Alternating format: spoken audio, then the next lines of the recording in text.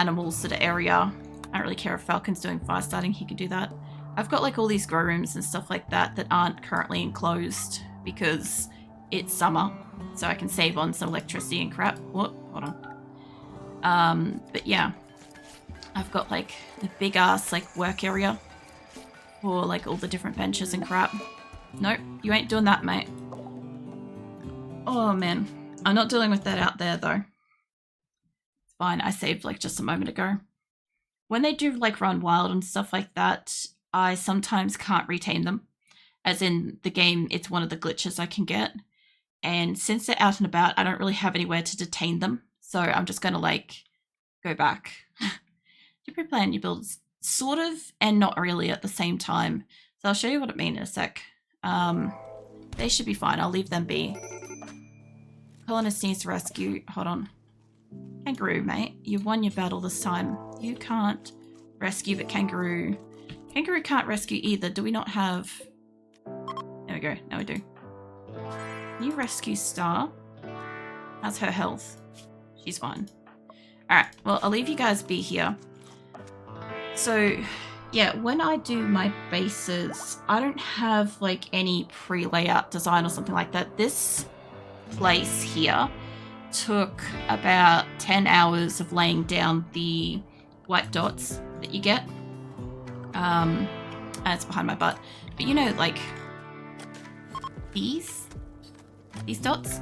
It took me 10 hours of lining out these for where I wanted buildings to be and how I wanted certain shapes to be, right? And some things like this I fiddled around with like multiple times over and kept changing over and over and over again because I couldn't get it right and I didn't like what it was doing. Or I had to change the design based on like size and needs and pattern of like people walking through them and crap.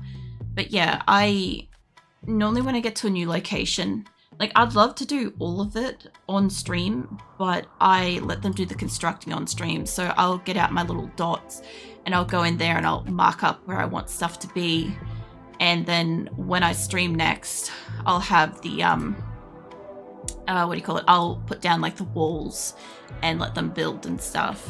But yeah, I'll spend like 10 hours or something mapping out roughly where the center and everything is. Like, it's kind of hard to see on this map, but do you see how there's like an outer line here? And then there's these two lines going in. So this is the dead center of the map. And I have to measure out where that is. And then here is the dead center of the box that I ended up making to build in. So I do center stuff. Like initially the plan for this place was to have a quad power grid. So I was supposed to have 4 individual power grids and it was not supposed to be connected. But I was unable to power the base with what we had. So I had to keep connecting and reconnecting and all that sort of stuff until I got it right. Because like I've got 4 geothermals on the bottom half of my base, but I have 1 on the top half. So I can't have like flawless symmetry and shit like that. I also had to obviously get a lot of steel to be able to build all the solar, and the wind turbines apparently don't fucking do much here. So they're not helping. But then adding in like grow lights and all the powered cooktops and stuff like that, it takes up a lot and stuff. But I reuse designs from like previous locations. So for instance, my first location with this colony was Salvation. And I can't make this image bigger for you guys, unfortunately, but you can kind of see what I mean down the bottom of the map. There is a diamond that has like a really super detailed pattern on it. Those are all like beds, side tables, and statues and crap like that. So every white dot in there is a bed. And then like I made my first circular prisons on that map. I hadn't made circles in this game before, but I do like diamonds. So I make diamond shaped things pretty often, but I ended up having to have indoor and outdoor grow areas with that area because I just couldn't get enough food for the people we had. But I had like oversized diamond hospitals and stuff like that were not practical. They were practical on a different map that I did, but not that one. And then when I did Quillen, which was the second location that got glitched, I wasn't able to finish it, but I hated it. I hated it so much. I could not find a design that I liked on that map. The biggest thing I had was there was a water feature off to the side, up the top, and I was trying to make a balanced map, like a perfectly symmetrical, because I hadn't got one that had like so much that I could mirror it like that, which meant that there was certain areas where I could not build because there was water and stuff. And that one took me ages. That one was so spread out. I had the whole map to work with. What was that? Disease malaria. That's fine. It's just Emmy. But yeah, I didn't get to finish that. We had to evacuate before we got out of there. The first location I fully built and deconstructed before we left. The second one I had to abandon almost everything. And we didn't even pack up the food because of the glitch that I had. It was unpacking my caravan. But this place, I don't actually know if I brought in like a full image of this. I don't, but if I show you like this was supposed to be a dining room and a rec room. And if I this will probably get covered, but I am working off my old original, well, not original, but the base that I had, the colony that I had, Asora, before I ever started streaming. I'm working off this design for that. So you can kind of see the similarity to that. But that was from like 3 years ago. I had this design, so it's been a while since I've seen it. And I kind of wanted it again. I also had like 170 colonists in that colony, by the way. I've just had somebody try to give up. It was McPherson. I have two thoughts about that McPherson. One, I don't want to save anything just yet, but do I have somebody with psychic shock lance, and will that stop you from leaving? Let's find out. I've got 2 people with psychic shock lances. So, I don't know if that's going to cause her to stay, but I would like to knock her out. Okay. How do you feel about the colony now? You're downed, unconscious. You still want to mine. Cool. Kimmy, do you mind putting her back in bed? Cool, there we go. I just don't want McPherson to leave. McPherson's one of our doctors. And tackles. If that's both here... I guess shit caught fire when I wasn't looking. We'll just go back to nighttime. I don't really care. I didn't lose anything. They're just going to set shit on fire again. And if they're finished hunting the animals, I'll just pack them up and I'll move them. The other thing too is I do a lot of like save and reloading. By the way, what's on screen is the mods I've got. So I don't have much, and wild reproduction doesn't work. Sorry. But yeah, generally speaking, I try to save and try again with a lot of scenarios. Sometimes my people will have a different outcome if I reload, and it can be kind of interesting because, like, instead of, say, giving up, they might just have a tantrum, or they might have a food binge or something like that. When I get raided, sometimes I might have like a raid of like a few hundred people or not.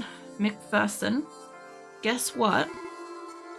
We are gonna pack you up, so I'm already finished there, and you guys can go and join that attack squad. I don't know if you guys are gonna help, but I'll send a couple of people home. Makes sense. Yeah, well, the thing is, I've also had like a fair few like colony ending events as well. Like, sometimes I can fight my way out of it, and sometimes it just doesn't come up that way. Sometimes we lose like a third of the colony. But I'm always willing to like give it another go and just see if we can not have that happen. Because the way I see it is, if they don't die, right? If they end up actually like surviving, like, I may have some losses, but I don't lose like the whole colony. If it's unavoidable and everybody is dying, well, then it's unavoidable and everybody's dying. That's how I sort of see it.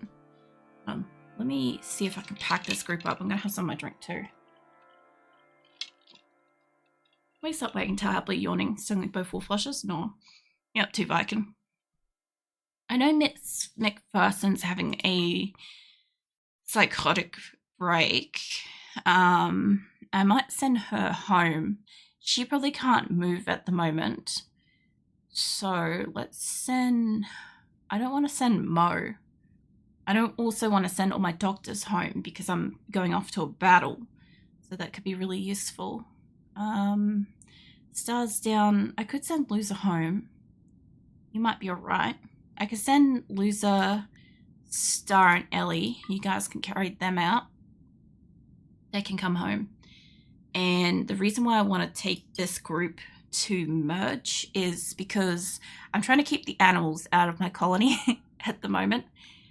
The objective I've got is if I can keep the animals out of my base, I can grow all my crops and we can have like a full harvest. That's what I'm trying to do. That, and I'm hoping that I can cull my animals when they eventually come home. That would also be really useful. I just don't want to accidentally have them all there and cull them and have them eating all the food. That should be more than enough. There we go. That might be too much, actually. Hold on. No. Okay. Let me just send the small group home. They are pissed.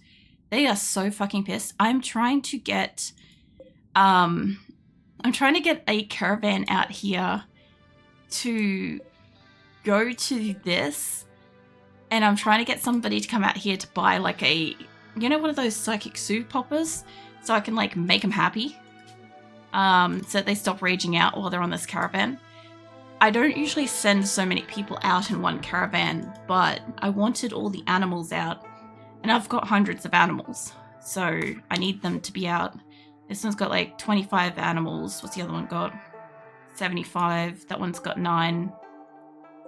That one has none, but I do have a caravan that's getting prepped to go out here, so hopefully it gets done. Oh, Wax Tail giving many feathers to everyone. You're selling both full flushes. No. Thank you, Barkin. I'm going to see if I can grab Chimpanzee and a few people and get them to just work on the fences, since I'm trying to build gates, because what they were doing is they're constantly bringing animals through here, and I don't want them to, because I'm trying to make little grow rooms in here, because I generally keep this pretty well climate controlled for the beds. I've got 2 doors. Chimpanzee is literally up here. Cool.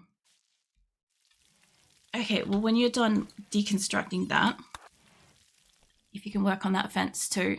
He's been out here for a while.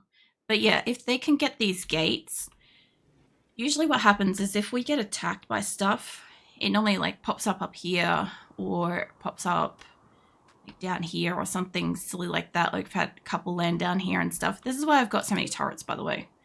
Like, we have the turret barrier and stuff, but it still doesn't kind of stop my people from doing dumb shit.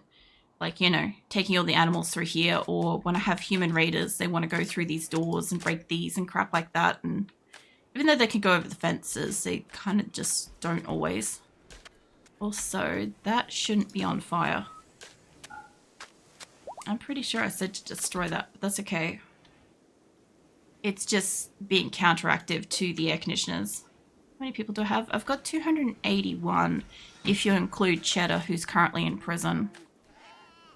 So, like, I meant to only have about 200. Just to clarify, when this game started, my objective was to, for starters, see if they could survive.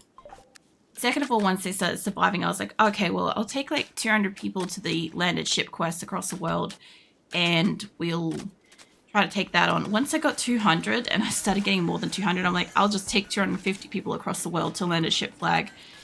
And then I kept getting more. Mind you, Phoebe Chillax absolutely loses her shit when I have more than 220 people. She will go out of her way to absolutely try to kill my colony. There's me, by the way. she has tried really hard. She stopped sending the most direct approach, and instead she'll like infect half my colony with the flu, for instance, and try to kill them that way because that's a slow burning kill. Things like that. But then we got attacked by 145 or 145 people 3 weeks ago, and I just took prisoners. I happened to be in that group myself, and I was like, well, I'm gonna take me, obviously, but there was a lot of people, and I'm like, there's gonna be some people downed, and there's a few people I'd like to at least see if I could take, because I do have a death list of my colonists. I've got some people that have lost their medical privileges, so they will eventually die, and I'd like to replace them. There's only like probably 20 people that are actually on the death list. Like, Grasshopper's been with us since the first fucking colony. He slaughtered 7 of my colonists, mostly cooks, when we were trying to leave Salvation, because he went berserk while we were trying to leave, and he killed his whole caravan and then prevented my other caravans from coming in and rescuing my people to get us out of there. He's a fucking menace. But he's also a cook and a fucking medic. So he keeps getting his, like, privileges slowly revoked. And then I remember that he's a medic and that he's a cook and how important it is that we need cooks and medics. And I keep buffing him up, and then he keeps getting it revoked. So he's been with us for a very long time. And he's basically a psychopath who at any given moment will absolutely flip his shit and kill people. So I'm not thrilled to have him, but I'm looking for a replacement any day now. I got Dally, and he's a good doctor. Dally's a great doctor. McJolly's on the death list. Right there, she's been with us for ages. There's a few others. But yeah, I got like a couple of good people. I also have people that are like, just frequently do the same shit. Like, Kimmy's almost always down in battle. Star just about never does anything. That's why she's set to do everything. Who the fuck else is a problem in my colony? Nina was for a while. Nina was a pain in the ass. She's an original. So I've got 21 original colonists that I started with using Prepare Carefully. I brought in a bunch of colonists from previous games, and I gave them all their original stats and shit, whatever. And we started with them. I was really expecting them to kill each other, but they just didn't kill each other. But Nina, I've had to use healing mech serums on her to fix her up, because she was just, I don't think she could move very fast. I don't think she could eat properly. I know she had the brain scar. I think she had a fucked jaw, and I've got her a leg since, so she doesn't have tantrums as much, but I can't like revoke her fucking medical because she's an original. I'm trying to get the original colonists to landed ship specifically. There's Mitsuya. She's running around. I always think that she's an original, but she's just that early game. I know who my very, very first colonist that joined us was, by the way. It was Nitro. And he's roaming around in here somewhere. Fuck knows where he is. He's somewhere. But yeah, Nitro was the first colonist to crash land on us after we set up. He was our first person. He's almost died a lot of times too. But like most of the time, this is just like, I could leave him alone for the most part. Like fire starting, food binges, tantrums, none of that's really an issue. It's when they go slaughterous, sadistic rage, prison break, murderous rage, berserk. They're the problem ones I care about. But yeah, everything is just, they're set up with a schedule, daytimers, nighttimers, because everything's so spread out. There's no downtime between it. They all have a work priority. All of them are set up so that they can work. And like I said, like, yeah, medical stuff. They're not allowed drugs though. The only thing with my colony is it's a no drugs colony, which means they can't use any for battle or like, I don't know, enhancing mood and stuff. So anything they are allowed is chocolate. if they can get it off the plant and into storage before the animals eat it. That's a them problem. If they don't get it into storage, or somebody doesn't walk over and eat it, that's their problem. They don't get it. Because my animals could go through here. So, yeah. It would be nice if I could grow that on this, like indoors or something, you know? Somebody can't even look after 10. Look, I find like most people have like 10 to 20 is kind of like the hard limit. It also depends like what you're doing as well. I find like less people is harder. I really do. So if I start a colony and I've got like 5 to 10 people or whatever in that colony, that every single colonist is important. Every single colonist has to be up and able to do stuff and doing stuff daily for the colony to really survive. Whereas my colony, like, fuck knows how many people are in here just chilling at the moment. There's probably about 50 out of the 60 I just grabbed that are just chilling. They're on recreation time, so they're in here just doing whatever. But I have people out here in the paddocks that are picking up food and planting stuff, and there's always somebody doing something all around the clock. So there's never really a time where there isn't something happening. Like with the cooking, for instance. So I've got like fueled stoves. I have half of these are fueled stoves, bottom half, with the view that when I have an eclipse or a power outage, I can still cook food, because I need to cook food every single day around the clock to feed this colony. Which, by the way, as of like the start of April, we basically didn't have food for this colony. Like last week, the start of last week, we only had like a very small amount of, I think, simple meals. We had, I think it was like 5 packaged survival meals, and we had 7 pemmican, and that was it. We had no raw food.